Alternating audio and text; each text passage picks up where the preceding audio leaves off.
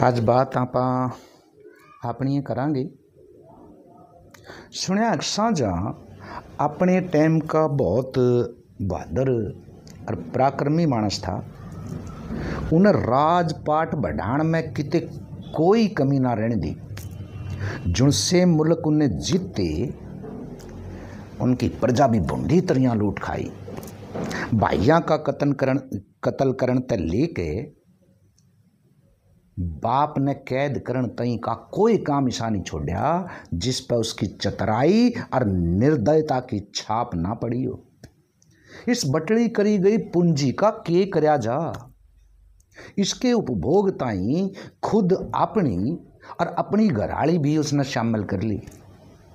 जीते जी बैठन ताई मोटी रकम तय बनया होया तख्ते ताउस बनवाया।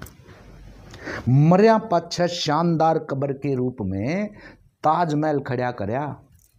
और ये दोनों ही चीज़ां बेशकीमती बनाई थी ताकि उन ते बढ़ के उस ते घनी और किसों की बढ़ाई ना हो सके। तख्ते ताउस मोर के पंख जैसा सिंहासन जिन्हें कहें आपा उन्हें बनवाने टाइम सोचा अक दुनिया में और कोई भी कीमती चीज नहीं रहन पावे जो इसमें ना लाग रही हो। ग्वालियर के नरेश पे तक कोई नूर हीरा खोज ले आया।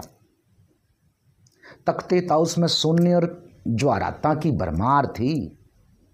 मीनाकारी की जगह बेशकीमती रंग बिरंगे रत्न लगवा रखे थे। उसके सारे खंभे पन्ने तय बने हुए थे। उस वक्त उसकी कीमत 12 करोड़ आकी गई थी जो आज के हिसाब तय 1000 करोड़ तय भी ज्यादा बैठे है। और यह थोड़े ही दिन उसके बेटे औरंगजेब दोहरा रहे। बाद में मोहम्मद शाह के कब्जे में चले गए। ईरान के बादशाह नादिर शाह ने काबुल जीत्या पछे भारत पर चढ़ाई कर दी और मोहम्मद शाह ने हरा के उन्हें परास्त करके जो विपुल संपत्ति बेशुमार दौलत नादिर शाह ने लूटी उसमें तख्ते ताउस भी मैं शामिल था। इन्हें लेके वो वापस जा रहा था। अककुर्दिया ने उसकी भी हत्या कर दी और सारी संपत्ति सारी दौलत लुटेरिया ने आपस में बांट ली। तख्ते ताउस के टुकड़े हुए और आपस में उन लोगों ने वह टुकड़े बांट लिए। कुछ दिन पाछे नादिर शाह के बेटिया ने वह लुटेरे पकड़े और उन पर सारी संपत्ति छीन ली जिसमें तख्ते ताउस के टुकड़े भी शामिल थे। उन्हें तोड़ जोड़ कर पहले जैसा बना लिया। बेशक आधे रत्न उसमें तो गायब हो लिए थे। 18वीं सदी में वो तख्ते ताउस अंग्रेजा के हाथ पड़ गया। उन्हें लको छपो के यानी पूरी गोपनीयता गेल लंका के त्रिकोमाली बंदरगाह थे समुद्री जहाज में चढ़ा के इंग्लैंड भेजा गया। और 9 अगस्त सन 1882 की बात है। अक पूर्वी अफ्रीका में समुद्री चट्टान तक टकरा का वो जहाज डूब गया और गिल्ले तख्ते ताउस और उसके साथ में भरया रत्ना का भंडार भी गिल्ले डूब गया। इसके बाद उन्हें समुद्र में तक काटन ताई बतीरे झमेले करे पर उसमें तो कदे कदार कोई रतन हाथ लागण के अलावा कि में नहीं मिला। न्यू तो बेरा पाट गया कि किच्ची डूबया था पर और कि में हाथ नहीं आया।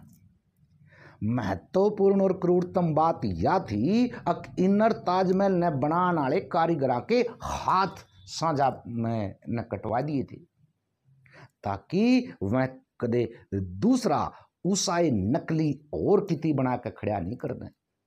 इस तरह उसके राज सिंहासन की हेठी हो जाती। वो न्यू सोच रहा था।